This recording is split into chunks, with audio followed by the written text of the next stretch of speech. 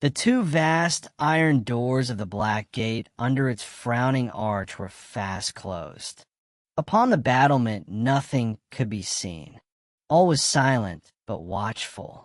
They were come to the last end of their folly, and stood forlorn and chill in the gray light of early day before towers and walls which their army could not assault with hope, not even if it had brought thither engines of great power, and the enemy had no more force than would suffice for the manning of the gate and wall alone. Yet they knew that all the hills and rocks about the Morannon were filled with hidden foes, and the shadowy defile beyond was bored and tunneled by teeming broods of evil things. And as they stood, they saw all the Nazgul gathered together, hovering above the towers of the Teeth like vultures, and they knew that they were watched. But still the enemy made no sign. No choice was left them but to play their part to its end. Therefore Aragorn now set the host in such array as could best be contrived, and they were drawn up on two great hills of blasted stone and earth that orcs had piled in years of labor.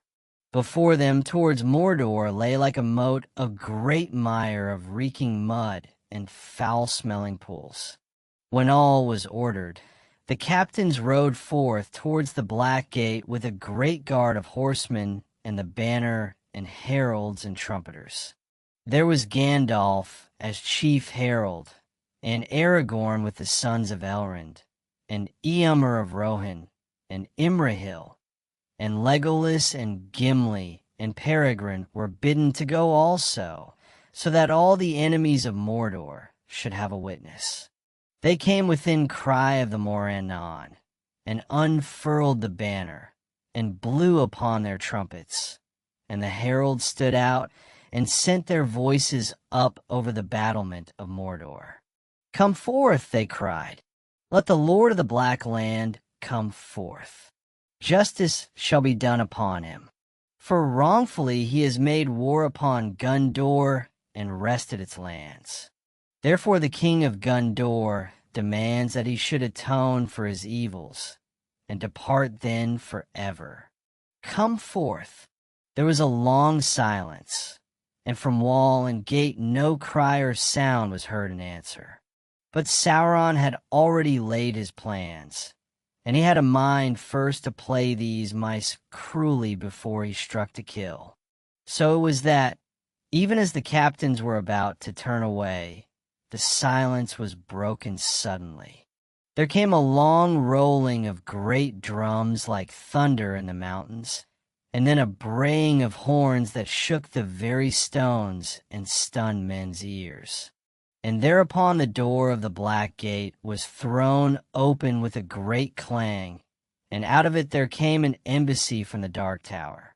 At its head there rode a tall and evil shape, mounted upon a black horse, if horse it was, for it was huge and hideous, and its face was a frightful mask, more like a skull than a living head, and in the sockets of its eyes and in its nostrils there burned a flame.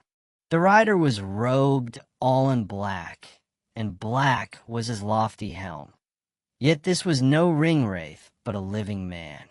The lieutenant of the Tower of Barad-dûr he was, and his name is remembered in no tale, for he himself had forgotten it, and he said, "I am the mouth of Sauron." But it is told that he was a renegade, who came of the race of those that are named the Black Númenóreans, for they established their dwellings in Middle-earth during the years of Sauron's domination, and they worshipped him, being enamored of evil knowledge. And he entered the service of the Dark Tower when it first rose again, and because of his cunning he grew ever higher in the Lord's favor, and he learned great sorcery and knew much of the mind of Sauron, and he was more cruel than any orc. He it was that now rode out, and with him came only a small company of black-harnessed soldiery, and a single banner, black, but bearing on it in red the evil eye. Now halting a few paces before the captains of the West, He looked them up and down and laughed. "Is there anyone in this rout with authority to treat with me?" he asked, "or indeed with wit to understand me?" "Not thou at least," he mocked, turning to Aragorn with scorn. "It needs more to make a king than a piece of elvish glass, or a rabble such as this. Why, any brigand of the hills can show as good a following." Aragorn said naught in answer, but he took the other's eye and held it, and for a moment they strove thus. But soon, though Aragorn did not stir nor move hand to weapon, the other quailed and gave back as if menaced with a blow. "I am a herald and ambassador, and may not be assailed," he cried. "Where such laws hold," said Gandalf, "it is also the custom for ambassadors to use less insolence. But no one has threatened you. You have naught to fear from us until your errand is done. But unless your master has come to new wisdom, then with all his servants you will be in great peril." "So," said the messenger, "then thou art the spokesman, old Greybeard? Have we not heard thee at whiles, and of thy wanderings, ever hatching plots and mischief at a safe distance? But this time thou hast stuck out thy nose too far, Master Gandalf, and thou shalt see what comes to him who sets his foolish webs before the feet of Sauron the Great. I have tokens that I was bidden to show to thee in especial, if thou shouldst dare to come." He signed to one of his guards, and he came forward bearing a bundle swathed in black cloths. The messenger put these aside, and there, to the wonder and dismay of all the captains, he held up first the short sword that Sam had carried, and next a gray cloak with an elven brooch, and last the coat of mithril mail that Frodo had worn wrapped in his tattered garments. A blackness came before their eyes, and it seemed to them in a moment of silence that the world stood still, but their hearts were dead and their last hope gone. Pippin, who stood behind Prince Imrahil, sprang forward with a cry of grief.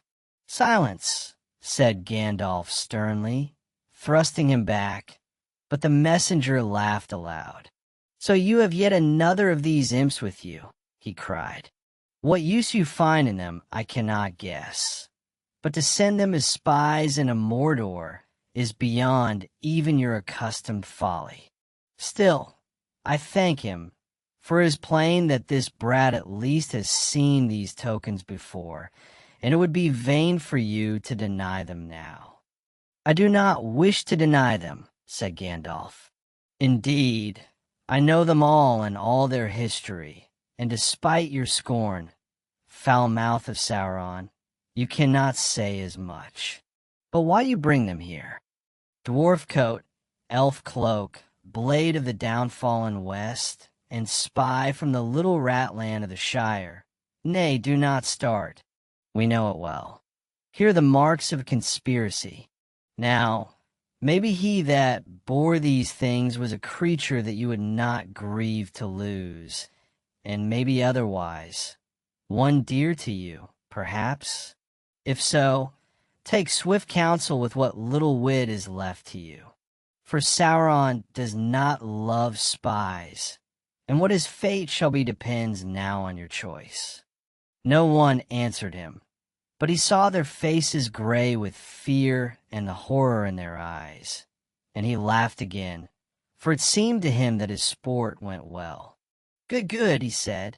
"He was dear to you, I see, or else his errand was one that you did not wish to fail. It has, and now he shall endure the slow torment of years, as long and slow as our arts in the great tower can contrive, and never be released, unless maybe when he is changed and broken, so that he may come to you, and you shall see what you have done. This shall surely be, unless you accept my lord's terms." "Name the terms," said Gandalf steadily, but those nearby saw the anguish in his face, and now he seemed an old and wizened man, crushed, defeated at last. They did not doubt that he would accept. "These are the terms," said the messenger, and smiled as he eyed them one by one. "The rabble of Gondor and its deluded allies shall withdraw at once beyond the Anduin, first taking oaths never again to assail Sauron the Great in arms, open or secret. All lands east of the Anduin shall be Sauron's forever solely. West of the Anduin, as far as the Misty Mountains and the Gap of Rohan, shall be tributary to Mordor, and men there shall bear no weapons, but shall have leave to govern their own affairs. But they shall help to rebuild Isengard, which they have wantonly destroyed, and that shall be Sauron's, and there his lieutenants shall dwell. Not Saruman, but one more worthy of trust." Looking in the messenger's eyes, they read his thought. He was to be that lieutenant, and gather all that remained of the West under his sway. He would be their tyrant, and they his slaves. But Gandalf said, "This is much to demand for the delivery of one servant, that your master should receive in exchange what he must else fight many a war to gain. Or has the field of Gondor destroyed his hope in war, so that he falls to haggling? And if indeed we rated this prisoner so high, what surety have we that Sauron, the base master of treachery, will keep his part? Where is this prisoner? Let him be brought forth and yielded to us, and then we will consider these demands." It seemed then to Gandalf, intent, watching him as a man engaged in fencing with a deadly foe, that for the taking of a breath the messenger was at a loss. Yet swiftly he laughed again. "Do not bandy words in your insolence with the mouth of Sauron," he cried. "Surety you crave. Sauron gives none. If you sue for his clemency, you must first do his bidding. These are his terms. Take them or leave them." "These we will take," said Gandalf suddenly. He cast aside his cloak, and a white light shone forth like a sword in that black place. Before his upraised hand the foul messenger recoiled, and Gandalf, coming, seized and took from him the tokens, coat, cloak, and sword. "These we will take in memory of our friend," he cried. "But as for your terms, we reject them utterly. Get you gone, for your embassy is over and death is near to you. We did not come here to waste words in treating with Sauron, faithless and accursed, still less with one of his slaves. Begone!" Then the messenger of Mordor laughed no more. His face was twisted with amazement and anger to the likeness of some wild beast that, as it crouches on its prey, is smitten on the muzzle with a stinging rod. Rage filled him, and his mouth slavered, and shapeless sounds of fury came strangling from his throat. But he looked at the fell faces of the captains and their deadly eyes, and fear overcame his wrath. He gave a great cry, and turned, leaped upon his steed, and with his company galloped madly back to Cirith Gorger. But as they went, his soldiers blew their horns in signal long arranged, and even before they came to the gate, Sauron sprang his trap. Drums rolled and fires leaped up. The great doors of the black gate swung back wide. Out of it streamed a great host, as swiftly as swirling waters when a sluice is lifted. The captains mounted again and rode back, and from the host of Mordor there went up a jeering yell.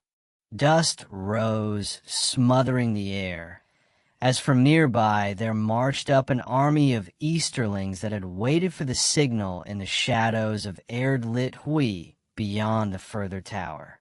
Down from the hills on either side of the Morannon poured orcs innumerable. The men of the west were trapped, and soon, all about the gray mounds where they stood, Forces 10 times and more than 10 times their match would ring them in a sea of enemies. Sauron had taken the proffered bait in jaws of steel. Little time was left to Aragorn for the ordering of his battle. Upon the one hill he stood with Gandalf, and there fair and desperate was raised the banner of the Tree and Stars. Upon the other hill hard by stood the banners of Rohan and Dol Amroth, White Horse and Silver Swan.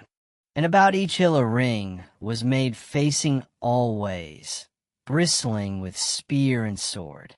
But in the front towards Mordor, where the first bitter assault would come, there stood the sons of Elrond on the left with the Dunedain about them, and on the right the Prince Imrahil with the men of Dol Amroth tall and fair, and picked men of the Tower of Guard. The wind blew, and the trumpets sang, and arrows whined. But the sun now climbing towards the south was veiled in the reeks of Mordor, and through a threatening haze it gleamed, remote, a sullen red, as if it were the ending of the day, or the end maybe of all the world of light. And out of the gathering Mirk the Nazgul came with their cold voices crying words of death, and then all hope was quenched. Pippin had bowed crushed with horror when he heard Gandalf reject the terms and doom Frodo to the torment of the tower, but he had mastered himself, and now he stood beside Baragond in the front rank of Gondor with Imrahil's men. For it seemed best to him to die soon and leave the bitter story of his life, since all was in ruin. "I wish Merry was here," he heard himself saying, and quick thoughts raced through his mind, even as he watched the enemy come charging to the assault. Well, now at any rate I understand poor Denethor a little better.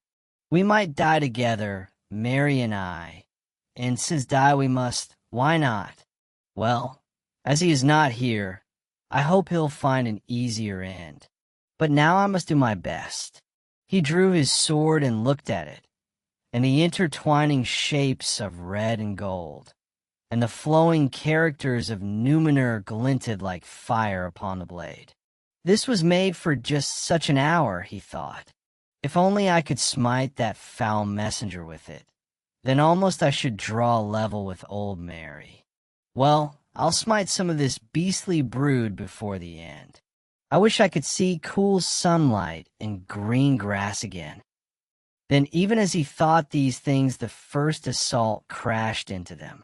The orcs, hindered by the mires that lay before the hills, halted and poured their arrows into the defending ranks. But through them there came striding up, roaring like beasts, a great company of hill trolls out of Gorgoroth. Taller and broader than men they were, and they were clad only in close-fitting mesh of horny scales, or maybe that was their hideous hide, but they bore round bucklers huge and black, and wielded heavy hammers in their knotted hands. Reckless they sprang into the pools and waded across, bellowing as they came. Like a storm they broke upon the line of the men of Gondor, and beat upon helm and head, and arm and shield, as smiths hewing the hot bending iron. At Pippin's side Baragond was stunned and overborne, and he fell, and the great troll chief that smote him down bent over him, reaching out a clutching claw, for these fell creatures would bite the throats of those that they threw down. Then Pippin stabbed upwards, and the written blade of Westoness pierced through the hide and went deep into the vitals of the troll, and his black blood came gushing out. He toppled forward and came crashing down like a falling rock, burying those beneath him.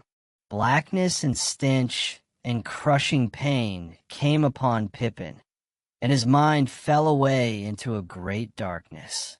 So, what ends as I guessed it would, his thoughts said, even as it fluttered away, and it laughed a little within him ere it fled. Almost gay it seemed to be casting off at last all doubt and care and fear. And then even as it winged away into forgetfulness, it heard voices, and they seemed to be crying in some forgotten world far above. The eagles are coming. The eagles are coming. For one moment more Pippin's thought hovered. Bilbo, it said. But no, that came in his tale long, long ago. This is my tale, and it is ended now. Goodbye. And his thought fled far away, and his eyes saw no more. Book 6, Chapter 1. The Tower of Cirith Ungol. Sam roused himself painfully from the ground. For a moment he wondered where he was, and then all the misery and despair returned to him. He was in the deep dark outside the undergate of the orc's stronghold. Its brazen doors were shut. He must have fallen stunned when he hurled himself against them, but how long he had lain there he did not know. Then he had been on fire, desperate and furious. Now he was shivering and cold. He crept to the doors and pressed his ears against them. Far within he could hear faintly the voices of orcs clamoring, but soon they stopped or passed out of hearing, and all was still. His head ached, and his eyes saw phantom lights in the darkness, but he struggled to steady himself and think. It was clear at any rate that he had no hope of getting into the orc hold by that gate. He might wait there for days before it was opened, and he could not wait. Time was desperately precious. He no longer had any doubt about his duty. He must rescue his master or perish in the attempt. The perishing is more likely, and will be a lot easier anyway, he said grimly to himself, as he sheathed Sting and turned from the brazen doors. Slowly he groped his way back in the dark along the tunnel, not daring to use the elven light. And when he tried to fit together the events since Frodo and he had left the crossroads, he wondered what the time was. Somewhere between one day and the next, he supposed. But even of the days he had quite lost count. He was in a land of darkness where the days of the world seemed forgotten, and where all who entered were forgotten too. I wonder if they think of us at all, he said, and what is happening to them all away there. He waved his hand vaguely in the air before him, but he was in fact now facing southwards as he came back to Shelob's tunnel, not west. Out westward in the world, it was drawing to noon upon the 14th day of March in the Shire reckoning, and even now Aragorn was leading the Black Fleet from Pelargir, and Merry was riding with the Rohirrim down the Stonewain Valley, while in Minas Tirith flames were rising, and Pippin watched the madness growing in the eyes of Denethor. Yet amid all their cares and fear, the thoughts of their friends turned constantly to Frodo and Sam. They were not forgotten, but they were far beyond aid, and no thought could yet bring any help to Samwise Hamfist's son.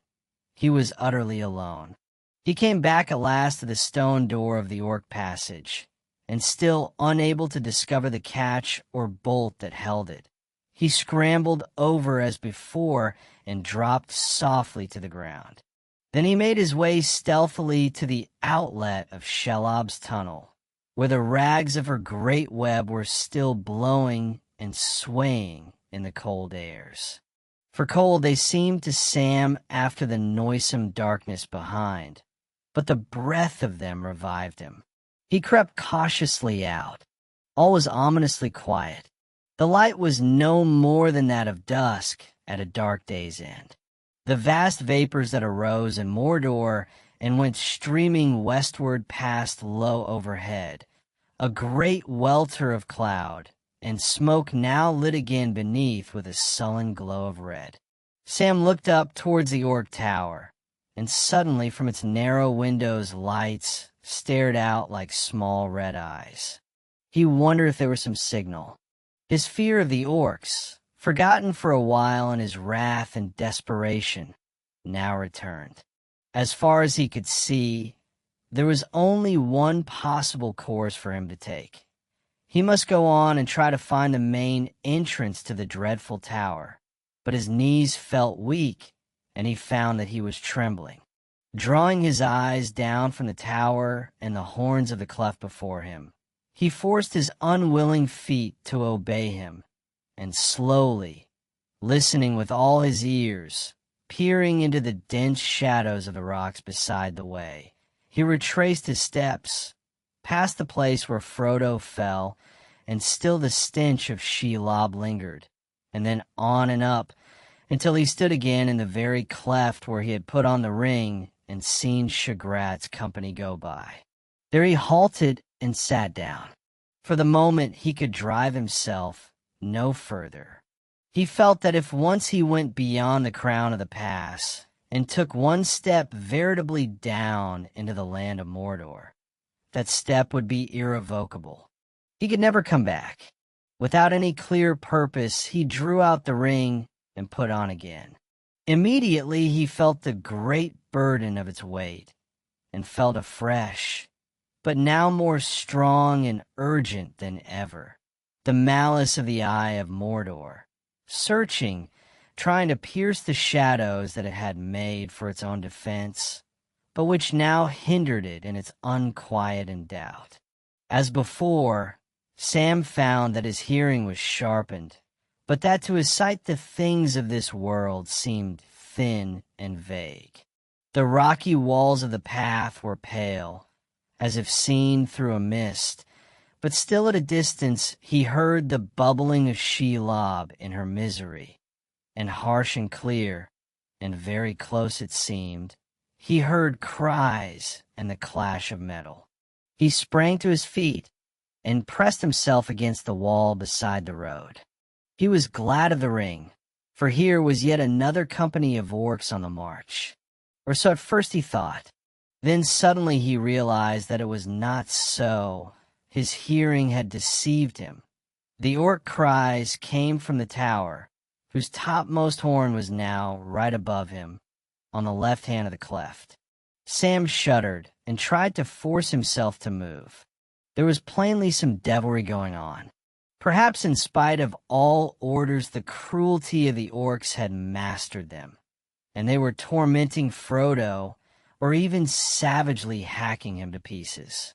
He listened, and as he did so a gleam of hope came to him. There could not be much doubt.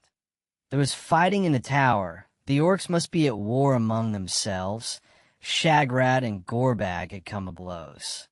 Faint as was the hope that his guest brought him, it was enough to rouse him. There might be just a chance. His love for Frodo rose above all other thoughts, and forgetting his peril, he cried aloud, "I'm coming, Mr. Frodo." He ran forward to the climbing path and over it. At once the road turned left and plunged steeply down. Sam had crossed into Mordor. He took off the ring, moved it maybe by some deep premonition of danger, though to himself he thought only that he wished to see more clearly. "Better have a look at the worst," he muttered. "No good blundering about in a fog." Hard and cruel and bitter was the land that met his gaze. Before his feet the highest ridge of the Efelduith fell steeply in great cliffs down into a dark trough, on the further side of which there rose another ridge, much lower, its edge notched and jagged with crags like fangs that stood out black against the red light behind them. It was the grim Morgai, the inner ring of the fences of the land. Far beyond it, but almost straight ahead, across a wide lake of darkness dotted with tiny fires, there was a great burning glow, and from it rose in huge columns of swirling smoke, dusty red at the roots, black above where it merged into the billowing canopy that roofed in all the accursed land. Sam was looking at Orodruin, the mountain of fire. Ever and anon the furnaces far below its ashen cone would grow hot, and with a great surging and throbbing pour forth rivers of molten rock from chasms in its sides. Some would flow blazing towards Barad-dûr down great channels. Some would wind their way into the stony plain, until they cooled and lay like twisted dragon shapes vomited from the tormented earth. In such an hour of labor, Sam beheld Mount Doom, and the light of it, cut off by the high screen of the Ephel-Duath from those who climbed up the path from the west, now glared against the stark rock faces, so that they seemed to be drenched with blood. In that dreadful light, Sam stood aghast, for now, looking to his left, he could see the tower of Cirith Ungol in all its strength. The horn that he had seen from the other side was only its topmost turret. Its eastern face stood up in 3 great tiers from shelf in the mountain wall far below. Its back was to a great cliff behind, for which it jutted out in pointed bastions, one above the other, diminishing as they rose, with sheer sides of cunning masonry that looked northeast and southeast. About the lowest tier, 200 feet below where Sam now stood, there was a battlemented wall enclosing a narrow court. Its gate, upon the near southeastern side, opened on a broad road, the outer parapet of which ran upon the brink of a precipice, until it turned southward and went winding down into the darkness to join the road that came over the Morgul Pass. Then on it went through a jagged rift in the Morgai out into the valley of Gorgoroth and away to Barad-dûr. The narrow upper way on which Sam stood leapt swiftly down by stair and steep path to meet the main road under the frowning walls close to the tower gate. As he gazed at it suddenly, Sam understood, almost with a shock, that this stronghold had been built not to keep enemies out of Mordor, but to keep them in. It was indeed one of the works of Gundor long ago, an eastern outpost of the defenses of Ithilien, made when, after the last alliance, men of Westerness kept watch on the evil land of Sauron, where his creatures still lurked. But as with Narcost and Karchost, the Towers of the Teeth, so here too the vigilance had failed, and treachery had yielded up the tower to the Lord of the Ringwraiths. And now for long years it had been held by evil things. Since his return to Mordor, Sauron had found it useful, for he had few servants, but many slaves of fear, and still its chief purpose as of old was to prevent escape from Mordor. Though if an enemy were so rash as to try to enter that land secretly, there was also a last unsleeping guard against any that might pass the vigilance of Morgul and of Shelob. Only too clearly Sam saw how hopeless it would be for him to creep down under those many-eyed walls and pass the watchful gate. And even if he did so, he could not go far on the guarded road beyond. Not even the black shadows, lying deep where the red glow could not reach, would shield him long from the night-eyed orcs. But desperate as that road might be, his task was now far worse. Not to avoid the gate and escape, but to enter it alone. His thought turned to the ring, but there was no comfort there, only dread and danger. No sooner had he come in sight of Mount Doom, burning far away, than he was aware of a change in his burden. As it drew near the great furnaces where, in the deeps of time, it had been shaped and forged, the ring's power grew, and it became more fell, untamable save by some mighty will. As Sam stood there, even though the ring was not on him, but hanging by its chain about his neck, he felt himself enlarged, as if he were robed in a huge, distorted shadow of himself. A vast and ominous threat halted upon the walls of Mordor. He felt that he had from now on only 2 choices: to forbear the ring, though it would torment him, or to claim it and challenge the power that sat in its dark hold beyond the valley of shadows. Already the ring tempted him, gnawing at his will and reason. Wild fantasies arose in his mind, and he saw Samwise the Strong, hero of the age, striding with a flaming sword across the darkened land, and armies flocking to his call as he marched to the overthrow of Barad-dûr. And then all the clouds rolled away, and the white sun shone, and at his command the vale of Gorgoroth became a garden of flowers and trees and brought forth fruit. He had only to put on the ring and claim it for his own, and all this could be. In that hour of trial, it was the love of his master that helped most to hold him firm. But also deep down in him lived still unconquered his plain hobbit sense. He knew in the core of his heart that he was not large enough to bear such a burden, even if such visions were not a mere cheat to betray him.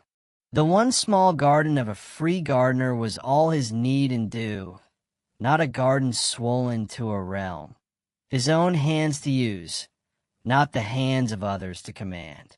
And anyway, all these notions are only a trick, he said to himself. He'd spot me and cow me before I could so much as shout out. He'd spot me pretty quick if I put the ring on now in Mordor. Well, all I can say is, things look as hopeless as a frost in spring. Just when being invisible would be really useful, I can't use the ring, and if ever I get any further, it's going to be nothing but a drag and a burden every step. So what's to be done? He was not really in any doubt. He knew that he must go down to the gate and not linger any more.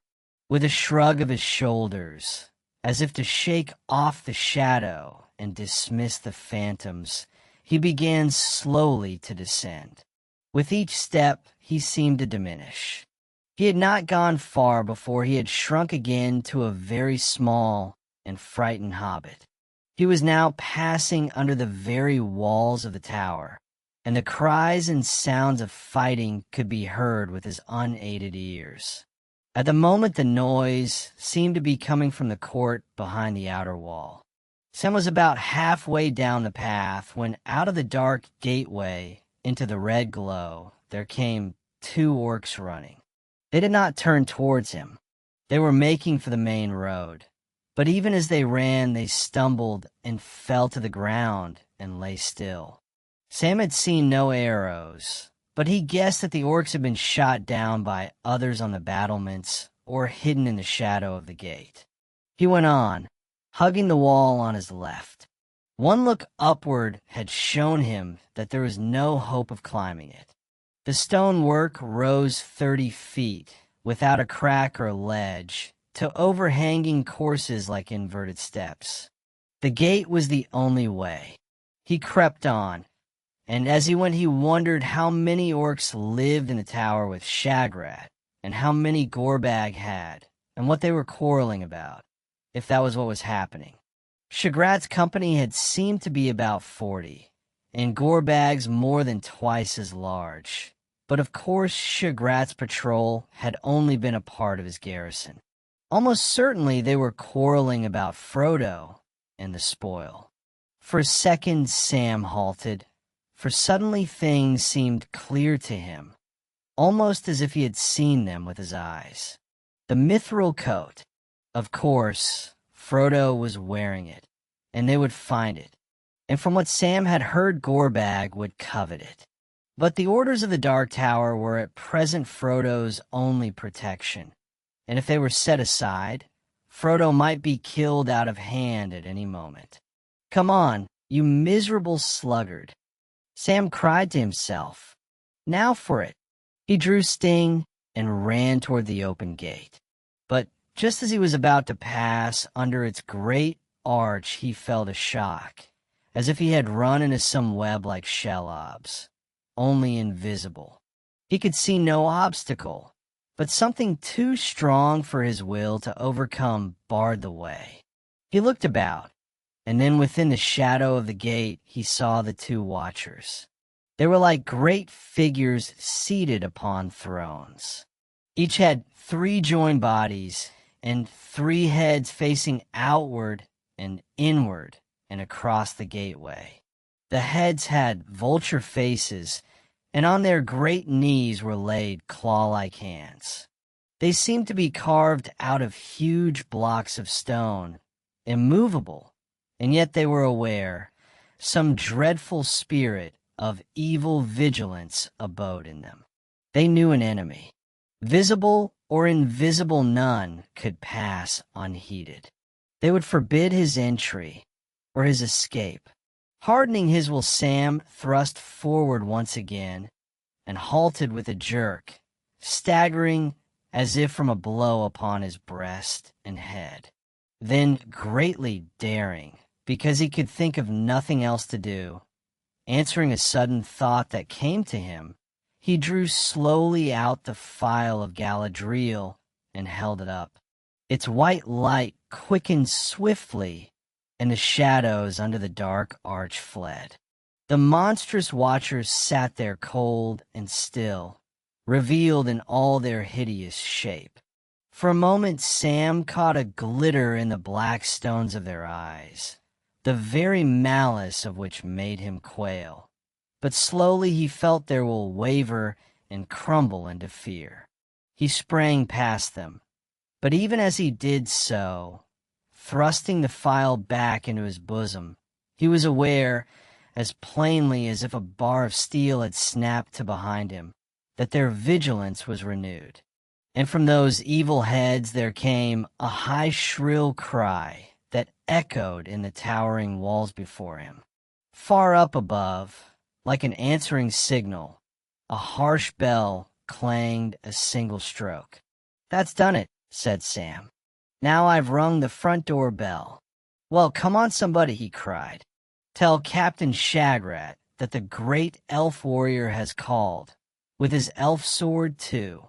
There was no answer. Sam strode forward. Sting glittered blue in his hand. The courtyard lay in deep shadow, but he could see that the pavement was strewn with bodies. Right at his feet were 2 orc archers with knives sticking in their backs. Beyond lay many more shapes, some singly as they had been hewn down or shot, others in pairs, still grappling one another, dead in the very throes of stabbing, throttling, biting. The stones were slippery with dark blood. 2 liveries Sam noticed, one marked by the red eye, the other by a moon disfigured with a ghastly face of death. But he did not stop to look more closely. Across the court, a great door at the foot of the tower stood half open, and a red light came through. A large orc lay dead upon the threshold. Sam sprang over the body and went in, and then he peered about at a loss. A wide and echoing passage led back from the door towards the mountainside. It was dimly lit with torches flaring in brackets on the walls, but its distant end was lost in gloom. Many doors and openings could be seen on this side and that, but it was empty save for 2 or 3 more bodies sprawling on the floor. From what he had heard of the captain's talk, Sam knew that, dead or alive, Frodo would most likely be found in a chamber high up in the turret far above. But he might search for a day before he found the way.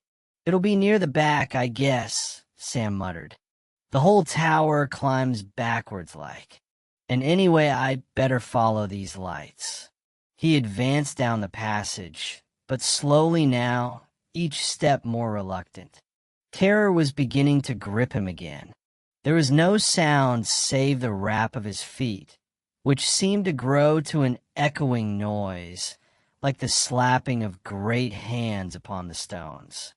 The dead bodies, the emptiness, the dank black walls that in the torchlight seemed to drip with blood, the fear of sudden death lurking in doorway or shadow, and behind all his mind the waiting watchful malice at the gate, It was almost more than he could screw himself to face. He would have welcomed a fight, with not too many enemies at a time, rather than this hideous, brooding uncertainty.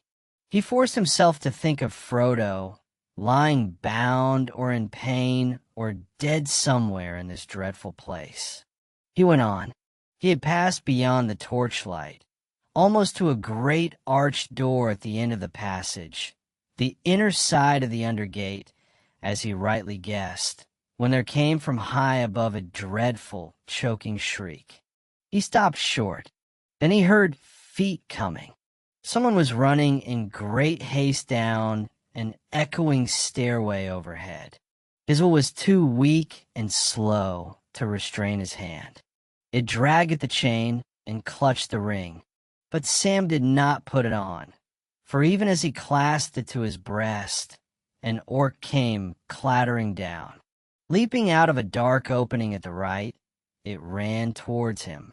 It was no more than 6 paces from him when, lifting its head, it saw him, and Sam could hear its gasping breath and see the glare in its bloodshot eyes. It stopped short aghast, for what it saw was not a small, frightened hobbit trying to hold a steady sword. It saw a great silent shape, cloaked in a gray shadow, looming against the wavering light behind. In one hand it held a sword, the very light of which was a bitter pain. The other was clutched at its breast, but held concealed some nameless menace of power and doom. For a moment the orc crouched, and then with a hideous yelp of fear it turned and fled back as it had come. Never was any dog more heartened when its enemy turned tail than Sam at this unexpected flight. With a shout he gave chase. "Yes, the elf warrior is loose," he cried. "I'm coming. Just you show me the way up, or I'll skin you." But the orc was in its own haunts, nimble and well-fed. Sam was a stranger, hungry and weary. The stairs were high and steep and winding. Sam's breath began to come in gasps. The orc had soon passed out of sight, and now only faintly could be heard the slapping of its feet as it went on and up. Every now and again it gave a yell, and the echo ran along the walls. But slowly all sound of it died away. Sam plodded on. He felt that he was on the right road, and his spirits had risen a good deal. He thrust the ring away and tightened his belt. "Well, well," he said, "if only they all take such a dislike to me and my sting, this may turn out better than I hoped. And anyway, it looks as if Shagrat, Gorbag, and company have done nearly all my job for me.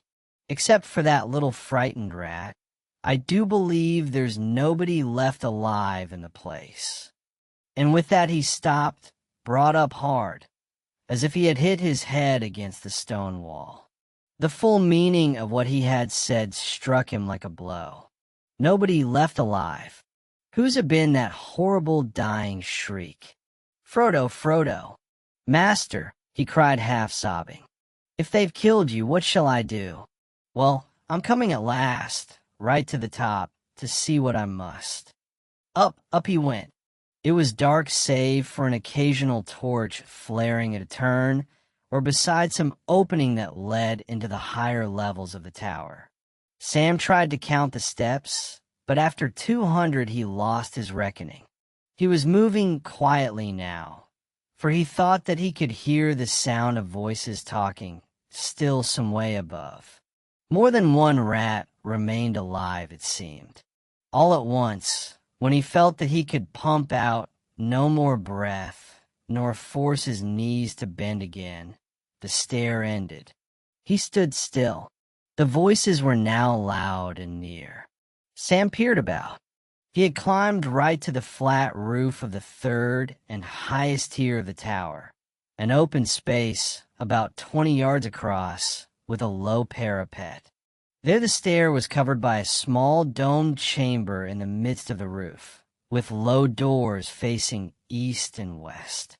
Eastward Sam could see the plain of Mordor vast and dark below, and the burning mountain far away. A fresh turmoil was surging in its deep wells, and the rivers of fire blazed so fiercely that even at this distance of many miles the light of them lit the tower top with a red glare. Westward the view was blocked by the base of the great turret that stood at the back of this upper court and reared its horn high above the crest of the encircling hills. Light gleamed in a window slit. Its door was not 10 yards from where Sam stood. It was open but dark, and from just within its shadow the voices came. At first Sam did not listen. He took a pace out of the eastward door and looked about. At once he saw that up here the fighting had been fiercest. All the court was choked with dead orcs, or their severed and scattered heads and limbs. The place stank of death. A snarl followed by a blow, and a cry sent him darting back into hiding. An orc voice rose in anger, and he knew it again at once, harsh, brutal, cold. It was Shagrat speaking, captain of the tower. "You won't go again, you say? Curse you, Snaga, you little maggot. If you think I'm so damaged that it's safe to flout me, you're mistaken. Come here and I'll squeeze your eyes out like I did to Radbug just now. And when some new lads come, I'll deal with you. I'll send you to Shelob." "They won't come, not before you're dead anyway," answered Snaga surlily. "I've told you twice that Gorbag's swine got to the gate first, and none of ours got out. Lagduff and Muzgash ran through, but they were shot. I saw it from a window, I tell you, and they were the last. Then you must go. I must stay here anyway, but I'm hurt. The Black Pits take that filthy rebel Gorbag." Shagrat's voice trailed off into a string of foul names and curses. "I gave him better than I got, but he knifed me, the dung, before I throttled him. You must go, or I'll eat you. News must get through to Lugbers, or we'll both be for the Black Pits. Yes, you too. You won't escape by skulking here." "I'm not going down those stairs again," growled Snaga, "be you captain or no. N.A.R., keep your hands off your knife, or I'll put an arrow in your guts. You won't be a captain long when they hear about all these goings-on. I've fought for the tower against those stinking Morgul rats, but a nice mess you two precious captains have made of things fighting over the swag." "That's enough from you," snarled Shagrat. "I had my orders. It was Gorbag started it, trying to pinch that pretty shirt. Well, he put his back up being so high and mighty. And he had more sense than you anyway. He told you more than once that the most dangerous of these spies was still loose, and you wouldn't listen. And you won't listen now. Gorbag was right, I tell you. There's a great fighter about. One of those bloody-handed elves, or one of the filthy Tarks. Asterisk coming here, I tell you. You heard the bell. He's got past the Watchers, and that's Tark's work. He's on the stairs. And until he's off them, I'm not going down. Not if you were a Nazgul, I wouldn't. So that's it, is it?" yelled Shagrat. "You'll do this, and you'll not do that. And when he does come, you'll bolt and leave me. No, you won't. I'll put red maggot holes in your belly first." Out of the turret door, the smaller orc came flying. Behind him came Shagrat, a large orc with long arms that, as he ran crouching, reached to the ground. But one arm hung limp and seemed to be bleeding. The other hugged a large black bundle. In the red glare, Sam, cowering behind the stair door, caught a glimpse of his evil face as it passed. It was scored as if by rending claws and smeared with blood. Slaver dripped from its protruding fangs. The mouth snarled like an animal. As far as Sam could see, Shagrat hunted Snaga around the roof. until ducking and eluding him the smaller orc with a yelp darted back into the turret and disappeared. Then Shagrat halted. Out of the eastward door, Sam could see him now by the parapet, panting, his left claw clenching and unclenching feebly. He put the bundle on the floor and with his right claw drew out a long red knife and spat on it. Going to the parapet, he leaned over, looking down into the outer court far below. Twice he shouted, but no answer came. Suddenly, as Shagrat was stooped over the battlement, his back to the rooftop, Sam, to his amazement, saw that one of the sprawling bodies was moving. It was crawling. It put out a claw and clutched the bundle. It staggered up. In its other hand, it held a broad-headed spear with a short, broken haft. It was poised for a stabbing thrust. But at that very moment, a hiss escaped its teeth, a gasp of pain or hate. Quick as a snake, Shagrat slipped aside, twisted round, and drove his knife into his enemy's throat. "Got you, Gorbag," he cried. "Not quite dead, eh? Well, finish my job now." He sprang on to the fallen body and stamped and trampled it in his fury, stooping now and again to stab and slash it with his knife. Satisfied at last, he threw back his head and let out a horrible, gurgling yell of triumph. Then he licked his knife and put it between his teeth, and, catching up the bundle, he came loping towards the near door of the stairs. Sam had no time to think. He might have slipped out of the other door, but hardly without being seen, and he could not have played hide-and-seek with this hideous orc for long.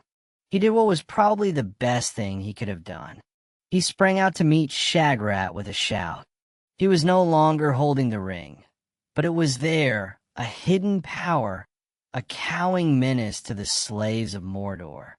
And in his hand was Sting, and its light smote the eyes of the orc like the glitter of cruel stars in the terrible elf countries, the dream of which was a cold fear to all his kind. And Shagrat could not both fight and keep hold of his treasure. He stopped, growling, baring his fangs.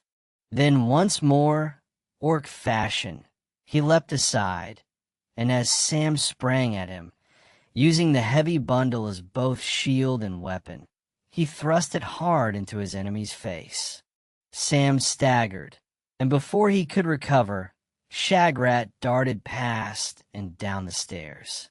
Sam ran after him, cursing, but he did not go far. Soon the thought of Frodo returned to him, and he remembered that the other orc had gone back into the turret. Here was another dreadful choice, and he had no time to ponder it. If Shagrat got away, he would soon get help and come back. But if Sam pursued him, the other orc might do some horrible deed up there. And anyway, Sam might miss Shagrat or be killed by him. He turned quickly and ran back up the stairs. "Wrong again, I expect," he sighed. "But it's my job to go right up to the top first, whatever happens afterwards." Away below, Shagrat went leaping down the stairs and out over the court and through the gate, bearing his precious burden. If Sam could have seen him and known the grief that his escape would bring, he might have quailed. But now his mind was set on the last stage of his search. He came cautiously to the turret door and stepped inside. It opened into darkness. But soon his staring eyes were aware of a dim light at his right hand. It came from an opening that led to another stairway, dark and narrow. It appeared to go winding up the turret along the inside of its round outer wall. A torch was glimmering from somewhere up above. Softly, Sam began to climb. He came to the guttering torch, fixed above a door on his left that faced a window slit looking out westward, one of the red eyes that he and Frodo had seen from down below by the tunnel's mouth. Quickly, Sam passed the door and hurried on to the second story, dreading at any moment to be attacked and to feel throttling fingers seize his throat from behind. He came next to a window looking east and another torch above the door to a passage through the middle of the turret. The door was open, the passage dark save for the glimmer of the torch and the red glare from outside filtering through the window slit.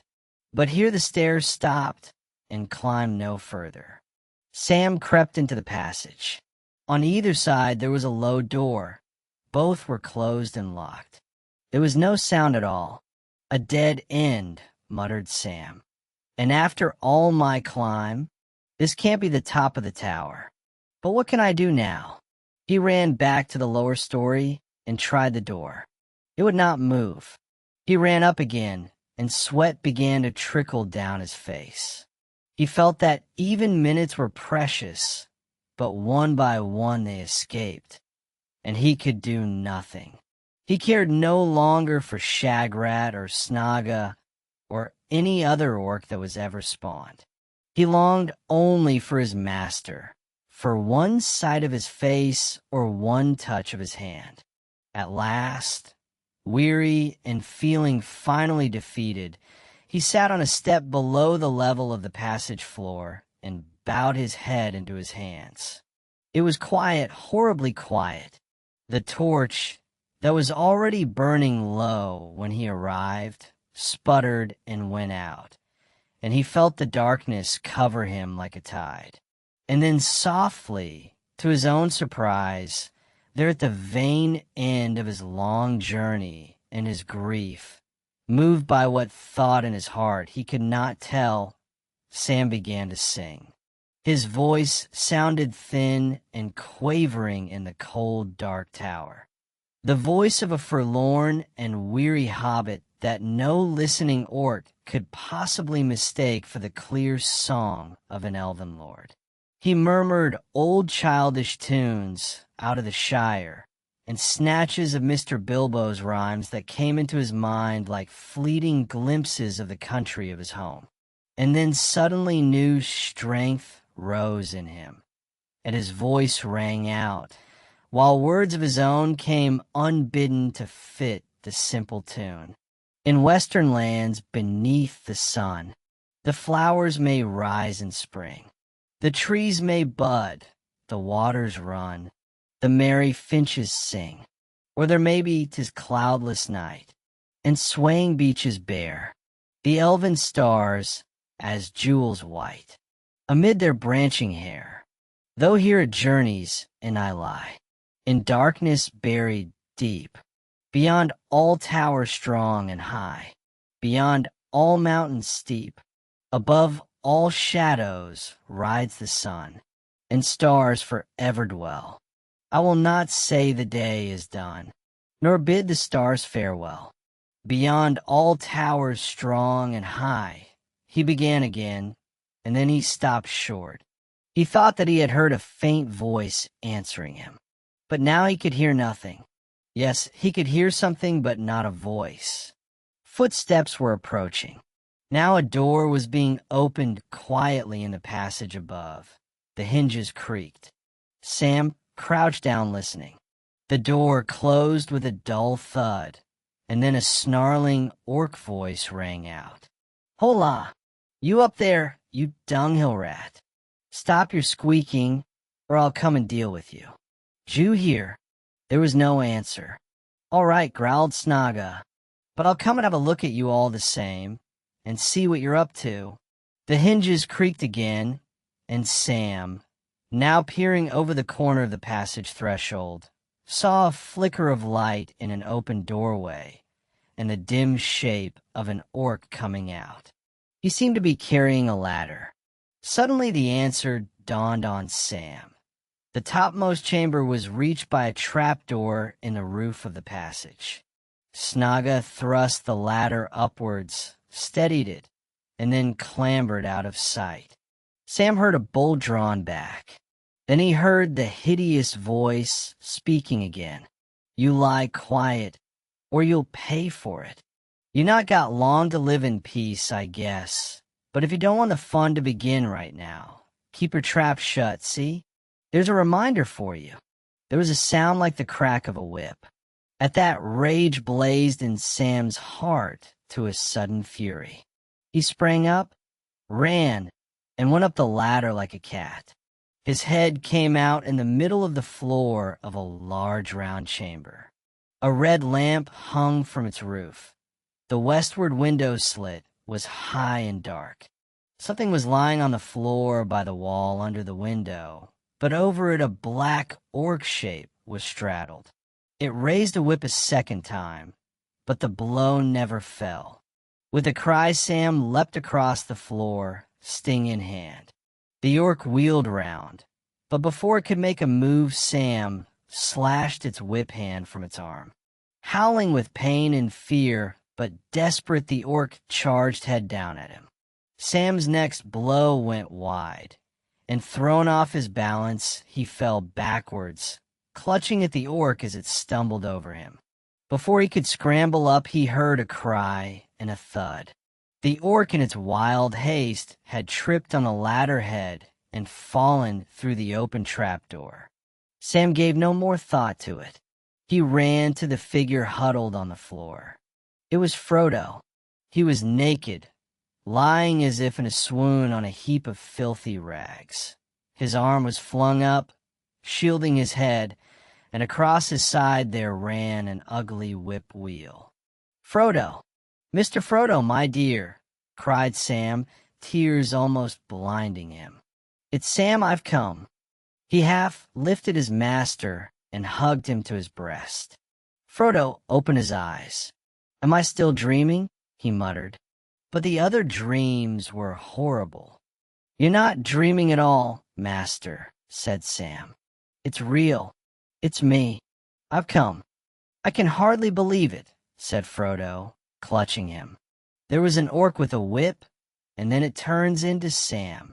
Then I wasn't dreaming after all when I heard that singing down below, and I tried to answer. Was it you? It was indeed, Mr. Frodo. I'd given up hope almost. I couldn't find you." "Well, you have now, Sam, dear Sam," said Frodo, and he lay back in Sam's gentle arms, closing his eyes like a child at rest when night fears are driven away by some loved voice or hand. Sam felt that he could sit like that in endless happiness, but it was not allowed. It was not enough for him to find his master. He had still to try and save him. He kissed Frodo's forehead. "Come, wake up, Mr. Frodo," he said, trying to sound as cheerful as he had when he drew back the curtains at Bag End on a summer's morning. Frodo sighed and sat up. "Where are we? How did I get here?" he asked. "There's no time for tales till we get somewhere else, Mr. Frodo," said Sam. "But you're in the top of that tower you and me saw from away down by the tunnel before the orcs got you. How long ago that was, I don't know. More than a day, I guess." "Only that," said Frodo. "It seems weeks. You must tell me all about it if we get a chance. Something hit me, didn't it? And I fell into darkness and foul dreams, and woke and found that waking was worse. Orcs were all round me. I think they had just been pouring some horrible burning drink down my throat. My head grew clear, but I was aching and weary. They stripped me of everything. And then two great brutes came and questioned me until I thought I should go mad, standing over me, gloating, fingering their knives. I'll never forget their claws and eyes." "You won't if you talk about them, Mr. Frodo," said Sam. "And if we don't want to see them again, the sooner we get going the better. Can you walk?" "Yes, I can walk," said Frodo, getting up slowly. "I'm not hurt, Sam. Only I feel very tired, and I've a pain here." He put his hand to the back of his neck above his left shoulder. He stood up, and it looked to Sam as if he was clothed in flame. His naked skin was scarlet in the light of the lamp above. Twice he paced across the floor. "That's better," he said, his spirits rising a little. I didn't dare to move when I was left alone or when the guards came, until the yelling and fighting began. The two big brutes, they quarreled, I think, over me and my things. I lay here terrified, and then all went deadly quiet, and that was worse. "Yes, they quarreled, seemingly," said Sam. "There must have been a couple of hundred of the dirty creatures in this place. A bit of a tall order for Sam Gamgee, as you might say. But they've done all the killing of themselves. That's lucky, but it's too long to make a song about till we're out of here. Now it's to be done. You can't go walking in the Black Land and not but your skin, Mr. Frodo." "They've taken everything, Sam," said Frodo. "Everything I had. Do you understand? Everything." He cowered on the floor again with bowed head, as his own words brought home to him the fullness of the disaster, and despair overwhelmed him. "The quest has failed, Sam. Even if we get out of here, we can't escape. Only elves can escape. Away out of Middle-earth, far away over the sea. If even that is wide enough to keep the shadow out. No, not everything, Mr. Frodo. And it hasn't failed, not yet. I took it, Mr. Frodo, begging your pardon, and I've kept it safe. It's round my neck now, and a terrible burden it is, too." Sam fumbled for the ring and its chain. "But I suppose you must take it back." Now it had come to it. Sam felt reluctant to give up the ring and burden his master with it again. "You've got it," gasped Frodo. "You've got it here? Sam, you're a marvel." Then quickly and strangely his tone changed. "Give it to me," he cried, standing up, holding out a trembling hand. "Give it to me at once. You can't have it." "All right, Mr. Frodo," said Sam, rather startled. "Here it is." Slowly he drew the ring out and passed the chain over his head. "But you're in the land of Mordor now, sir, and when you get out, you'll see the fiery mountain and all. You'll find the ring very dangerous now, and very hard to bear. If it's too hard a job, I could share it with you, maybe." "No, no," cried Frodo, snatching the ring and chain from Sam's hands. "No, you won't, you thief." He panted, staring at Sam with eyes wide with fear and enmity. Then suddenly, clasping the ring in one clenched fist, he stood aghast. A mist seemed to clear from his eyes, and he passed a hand over his aching brow. The hideous vision had seemed so real to him, half bemused as he was still with wound and fear. Sam had changed before his very eyes into an orc again, leering and pawing at his treasure, a foul little creature with greedy eyes and slobbering mouth. But now the vision had passed. There was Sam kneeling before him, his face wrung with pain, as if he had been stabbed in the heart. Tears welled from his eyes. "Oh, Sam," cried Frodo, "what have I said? What have I done? Forgive me, after all you have done. It is the horrible power of the ring. I wish it had never been found. But don't mind me, Sam. I must carry the burden to the end. It can't be altered. You can't come between me and this doom."